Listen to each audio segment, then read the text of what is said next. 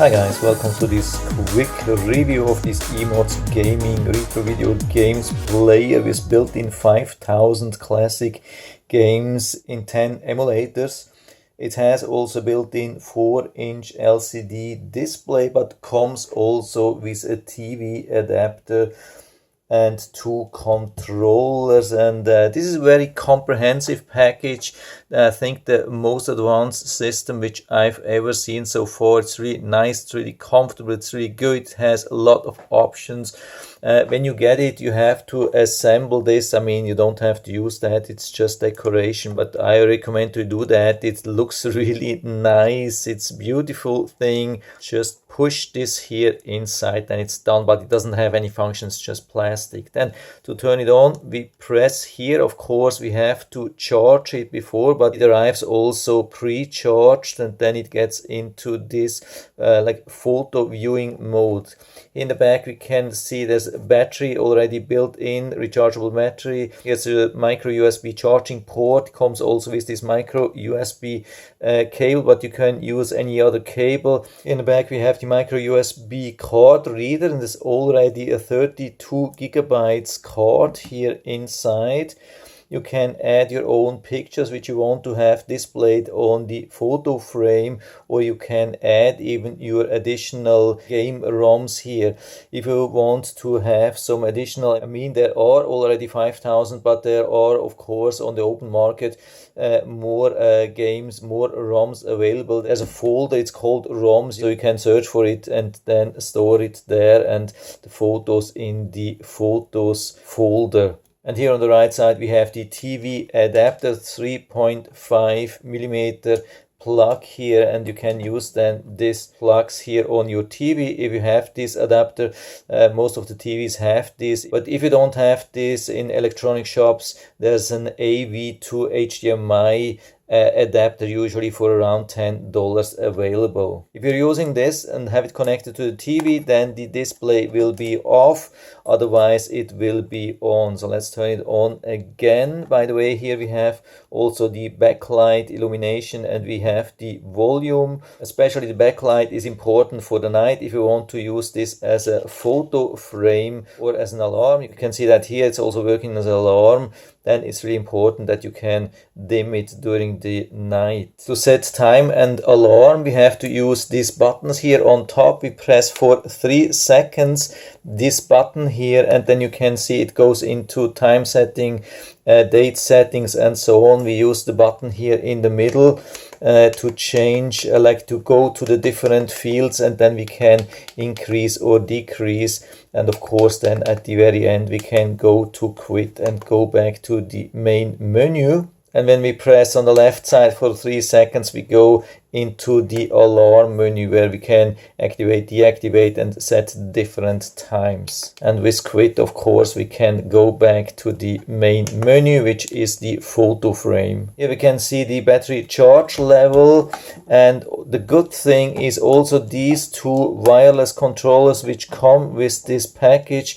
They have rechargeable batteries. You can see that here in the back. You can easily open them, but you don't have to do anything as long as they are working. I mean, they can work for many years, and it can be charged also with micro USB charger. Very convenient. And we have this player setting. So we set 1 on the player 1 setting on the left side and 1 on the player 2 setting on the right side. The player 1 is the main controller here, especially for some functions. To go into the gaming mode, we have to press here to the start for 3 seconds, and you can see we can select then the different consoles or the different emulators, and within these emulators we have all these games available. So let's say we want to see the ROMs here on the Game Boy Color. We push B button. What's always good here is there's a lot of explanation here, so usually you don't have to look in the instructions. I mean, it's always recommended to read the whole instructions. Instructions are really good, but usually there's enough instruction here as well. So you can see B, we press enter, and then you see the whole list. So with the Game Boy Color we have 417 games, and for some others there are more than 1000 ROMs already stored on this card. So that's important. These things always go with the player 1. If you want to go back to the image frame or photo frame mode, then you have to press 3 seconds on the menu button.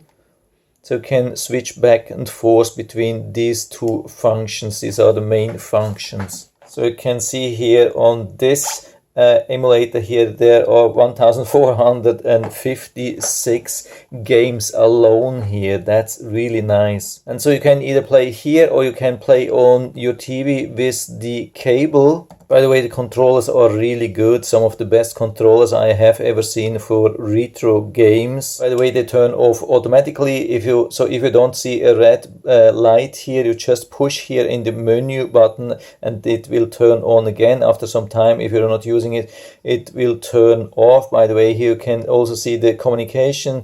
When you have steady red light, then it's fully connected. And you see also this connection light here. If the connection is interrupted, just turn off the console and the controller and then turn it on again, and usually it will automatically sync.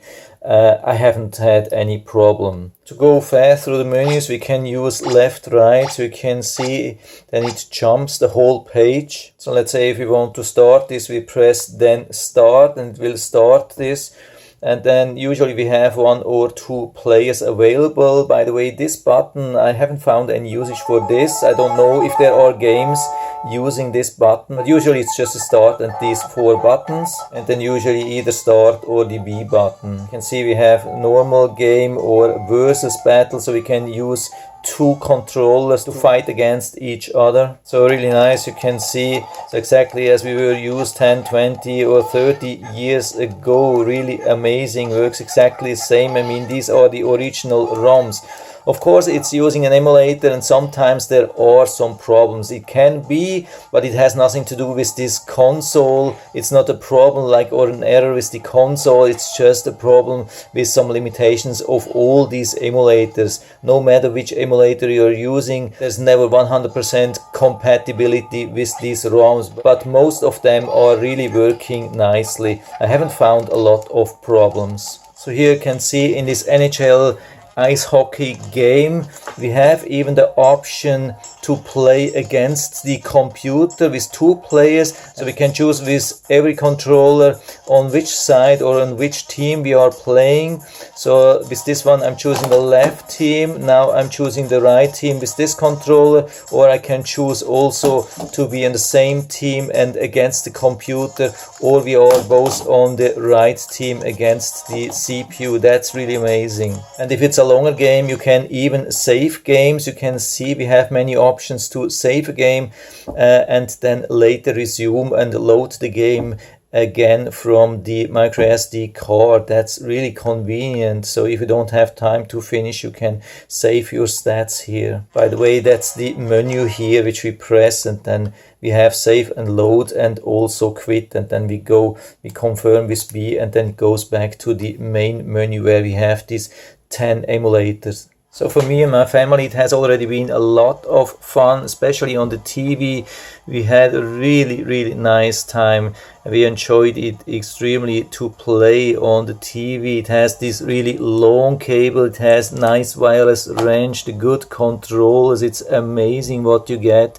I would say if you're a big fan of retro games, this is almost like a must, and yeah, I can really fully recommend it, and I'll put down the link to the Amazon listing down into the description so you can check it out and order it right from there if you like it. And I hope I've been able to help you a little bit with this video. If you have any questions or comments, just write to the comment section below, and I'm always happy to talk about these things. And if you like the video, give me a thumbs up, subscribe my channel. Thanks for watching, see you next time.